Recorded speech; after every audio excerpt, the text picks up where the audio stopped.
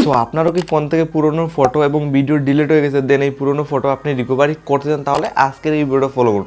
আজকের ভিডিওতে শিখিয়ে দেবো আপনার ফোন থেকে যদি অটোমেটিকলি বা কোনো কারণে ফটো এবং ভিডিও ডিলিট হয়ে যায়, তো এটা কীভাবে রিকভারি করে আবার আপনার ফোনে আনতে নতুন নিয়মে মানে গুগল ড্রাইভের সাহায্যে দেখতে পারবেন। তো আপনার ফোন থেকে ডিলিট হওয়া পুরনো ছবি প্লাস ভিডিও মানে ফটো যদি আপনার ফোন থেকে বা ভিডিও যদি ডিলিট হয়ে যায়, তো পুরনো ফটো কীভাবে রিকভারি করতে হয় আজকের ভিডিওতে মাত্র 2 মিনিটের ভিতরে শিখতে পারবেন। সিম্পলি স্ক্রিনে দেখুন, আমি যদি আমার ফোনের গ্যালারিটা অন করি, সিম্পলি গ্যালারিতে দেখুন এই ধরনের ফটো প্লাস ভিডিও আমাদের কাছে রয়ে থাকে। দেখুন এই টিপে ফটো আমাদের কাছে থাকে, আমরা এখানে ডিলেটে ক্লিক করে অনেক সময় ফটো এবং ভিডিও ডিলিট করি বা অটোমেটিকলি অনেক সময় ডিলিট হয়ে যায়। তো এই পুরাতন ছবিগুলো আমরা রিকভারি আবার করতে চাই। তো এরকম 3-4 বছর আগেরও যদি পুরনো ফটো থাকে, তারপরও আপনি গুগল ড্রাইভের সাহায্য নিয়ে পুরনো ফটো আবার রিকভারি করতে পারবেন নতুন নিয়মে।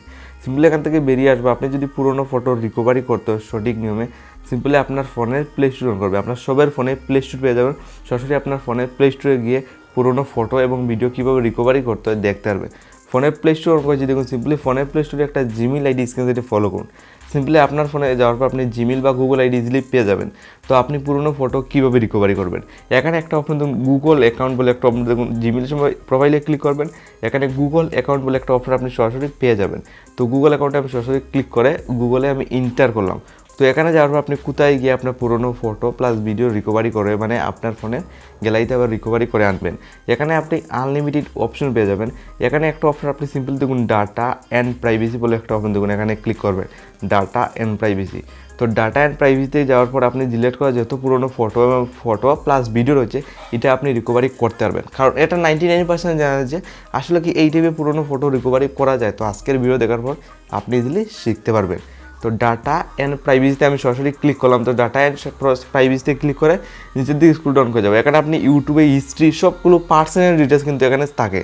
তো আপনি এখানে সিম্পলি চলে যাবেন যে স্টেপটা ফলো করে আমি গিয়েছি, দেন নিচের দিকে যাবেন স্ক্রল ডাউন করে। এখানে আপনি অনেকগুলো অপশন পেয়ে যাবেন। তো আপনি নিচের দিকে যাওয়ার পরে একটা অপশন দেখুন অ্যাপস অ্যান্ড ডিভাইস।